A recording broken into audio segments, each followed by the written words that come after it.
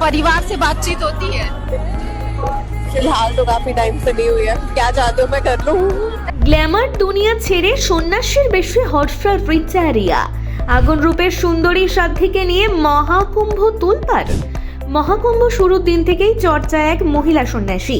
মহাকুম্ভে মকর সংক্রান্তির সকালেই 1 কোটির বেশি পুণ্য স্নান সারলেন। প্রথমে নাগা সন্ন্যাসীর দল এবং পরে সাধারণ সাধু সন্ত এবং ভক্তরা মোক্ষ লাভের উদ্দেশ্যে ডুব দিলেন গঙ্গা, যমুনা, সরস্বতী ত্রিবেণী সঙ্গমে।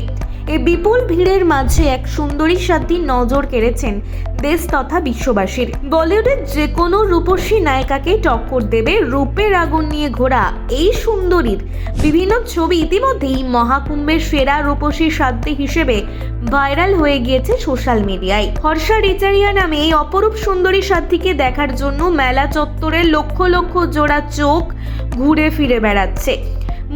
মোবাইলে তার ছবি হাত বদল হচ্ছে প্রতি মিনিটে। ধর্ম আধ্যাত্মবাদের ঊর্ধ্বে উঠে এই সাধ্বী দর্শনের জন্য মানুষ আকুল হয়ে উঠেছেন। বিভিন্ন ভাইরাল হওয়া ভিডিওতে দেখা গিয়েছে কিভাবে এই সাধ্বীর গ্র্যান্ড এন্ট্রি হচ্ছে মেলা প্রাঙ্গণে।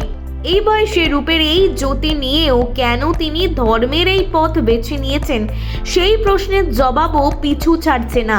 তাকে কবে মিলিয়ে তোলপাড় সোশ্যাল মিডিয়ায়। হর্ষা রিচারিয়াকে তার অতীত জীবন নিয়ে জানতে চাওয়া হলে তিনি বলেন, আমি উত্তরাখণ্ডের মেয়ে, আচার্য মহামণ্ডলেশ্বর শিষ্যা। তার অপরূপ সৌন্দর্যের বিষয়ে প্রশ্ন করা হলে তিনি বলেন, আমি অতীতকে পেছনে ফেলে চলে এসেছি। এখন আমার সামনেই একটি মাত্র পথই খোলা রয়েছে। দেহের থেকে আত্মার শান্তির জন্য আমি সাধ্বীর পথ বেছেছি। তার বয়স 30 এবং গত 2 বছর ধরে তিনি সাধ্বী হয়েছেন। ভিডিওটি ভালো লাগলে লাইক, কমেন্ট, শেয়ার করে আপডেট বাংলা পেজটি ফলো করে নিন এখনই নতুন আপডেট পেতে।